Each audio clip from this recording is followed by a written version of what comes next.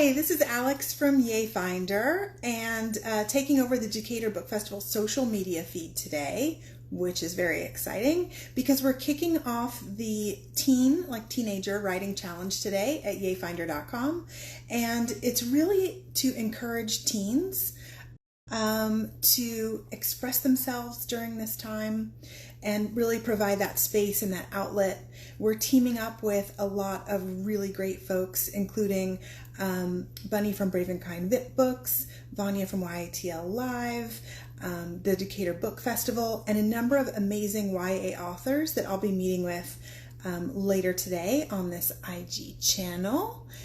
And just special guest to join.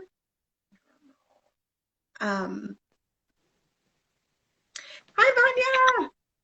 Hi! I just realized this is way too tall, so let me lower it. Oh, Thanks. there we go. How are you? How are you? I'm great. Happy Monday. Yes, happy Monday. And well, it's not really beautiful here in Decatur right now. At least it's not the craziness we had last night with the big storms and everything. Yeah, last week was crazy, and last night thankfully wasn't too bad, but yeah, it's just gloomy. Yeah. So it's okay. So are you so excited about today? Yes, I am thrilled. So it's really, I know you've seen the schedule, but from 1 to 7 every hour on the hour with different YA authors. So it's going to be really awesome. And thank you so much, for agreeing to participate in this writing challenge, and also, for making space for the person that wins the challenge to be able to join you on YATL. So I'm super excited. Yes. Can you tell us a little bit about what YATL Live is? Oh yeah, good question. So my name is Vania, and for those that don't know, I do YTL Live. It is a young adult talk show here in Atlanta where we are at the Decatur Library. So Decatur's super awesome and we love it. It's our home, and where we bring in authors and we interview them, and it's super fun and zany and ridiculous. But here's the fun thing. I actually have a really, really special place in my heart for Decatur Book Festival because they were the first ones to give us space to do what we're super famous for, which is the Author Truth or Dare. So if you guys know what I'm talking about, give us some hearts, say hello. But yeah, if you guys have seen us on stage, myself and Kimberly Jones, who you're going to have on later today, we started Author Truth or Dare and got to torture some really awesome authors, some of them that are part of the author challenge that you're also going to talk to today. So I just love it. Yes. And so why do you, since you spent so much time thinking about YA, why do you feel like this is such an important genre, and then so important, in terms of just this teen writing challenge? Oh, wow. Why is so important? Because it's just, it's such a big topic to talk about, and I could spend days on this. But I think why that age itself is so fundamental, is so full of life, it's so full of angst and problems, and you're learning about yourself in that age. And I think that's why it's also so amazing that adults like myself read YA even way past that teenage stage. So there's just something beautiful and amazing about that age, and writers that are able to write in that space. So Yeah, and it's like when you're going through it, when you said angst, it does feel very angsty.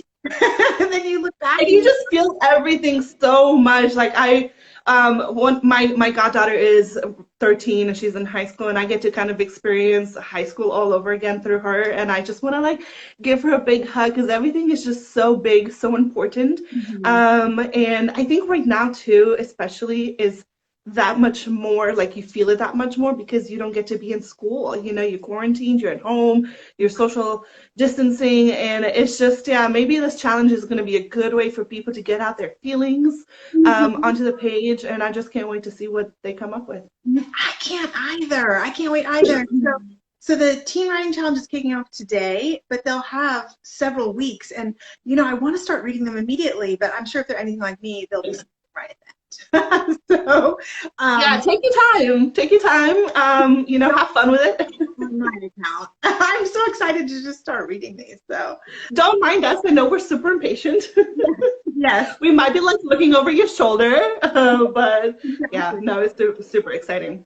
And what So, advice do you have? When you think about teens and writing, what about teens and writing? Sorry. what advice do you have? When you think about like Oh, is there an element of the story that you feel like is really important for I'm teen people? so glad you asked. Okay, so I've been thinking a lot about this because I myself am a writer. Hopefully, one day someone will get to read something I write. I'm actually writing a graphic novel, which is very different from a regular short story or anything else because it's very much stage directions and dialogue. Mm-hmm. And so I've been thinking about this recently, and so I wanted to bring up first lines because we don't have that in graphic novels, but we do in short stories, in poems, in essays. That first line is so important. A, because it sets the tone, right?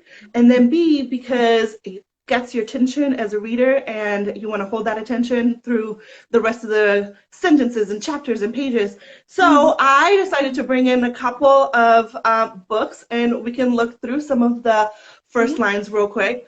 Obviously, Julian Winters is a favorite. This is Yeah. Running with Lions. If you guys don't know, it's like queer sports book.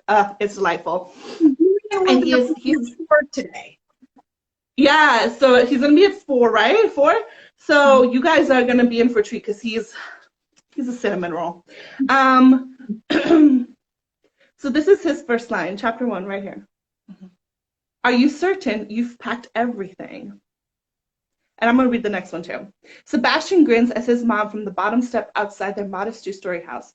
Of course, Mom, he replies. So that already sets the tone. Like you kind of know where it is. You kind of know that it's a little bit teenager. He's going somewhere. You want to know where he's going. So I really, really enjoy that one. Also, we're going to read.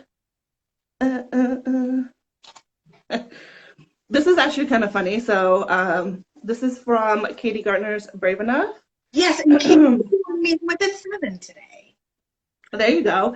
And this is from the prologue, so it's not really chapter 1, but I just love this line, and that's all I'm going to leave it at. Case and Martin had perfect feet.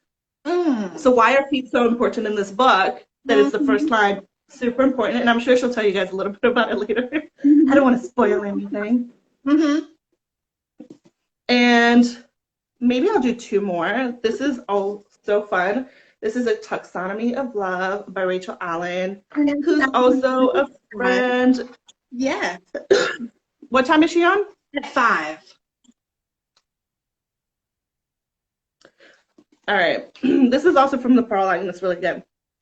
2 important things happened the summer I turned 13. Hope moved in next door, and Mrs. Laver assigned a summer project on taxonomy. And what is taxonomy? I mean, I'm sure kids know, but yeah. All right, and last one, because I have a huge stack, and honestly, I could do this all day. The last one I'm going to do, I'm Not Dying With You Tonight by Kimberly Jones and Gillian Siegel. Who I'm interviewing at 3 today. 3. I'm gonna come and hang out with you guys. Yes, please do. Kimberly's my ride or die. She started, everything with me, and obviously she had to step down because she got super busy being a famous writer. But yeah, she's my best friend. This is from Leah's point of view, chapter 1. Waiting for Black is on your agenda, not mine. Lashunda barks as we leave the building. Anyway.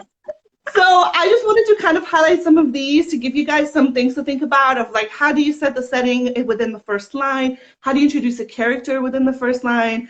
And the tone of the book as well. Is it Southern? What kind of language do you use? Is it historical? Right away within that first line and even that first chapter and page is where you really set the tone. So those are kind of my favorite things about books, and that's really kind of how I get pulled into books, and I like to get a good feeling for them. So that's always my advice, is like work on that first line, because if you can get them in, you can keep them. Now, is there a book that was your favorite as a teenager? Oh man, one of my favorite books just in general growing up was Number of the Stars And also The Giver. I really love The Giver, Mm-hmm. Now, but more so than that, until I was an adult. I didn't read that until maybe 10 years ago. But oh wow, yeah. mhm. I wonder now if I read it, if it'll be like way different from what I remember as a child. Same thing with Gathering Blue, which is the sequel. That one especially, I don't know if it was because it had a little bit more of like an artistic feel to it because this girl was looking for a dye for clothes and stuff, and obviously I'm an artist, but yeah, I wonder if that one just kind of like was so pivotal to me. But yeah, those anything by Lois Lowry honestly was like some of my favorite books to read growing up. So that's a lot of times my go-to, yeah. Okay, great. Well, thank you so much. And, please do join us back starting at 1 o'clock, for all of these amazing YA author interviews Mhm. we're going to have straight from 1 to 7, well, every hour on the hour for probably about 10 minutes. And just thanks so much again for really, wanting to partner on this teen writing challenge to support teenagers, not just in our community, but teenagers anywhere who want to participate in the challenge, and that they can have the opportunity, if they win, to be featured on YATL Live with you. I know. I'm super, super excited. We're gonna be friends, whoever it is, because you don't have a choice. But it's gonna be super fun. I'm really excited. I'm excited for you guys to meet all the authors who are gonna be taking part of this as well and giving some really fantastic, like gold mine of advice for you guys during this month. So it's gonna be awesome. So have fun. Yes. Thank you so much, Vanya. I'll see you soon. Thank you. Have a good day. Bye, everyone.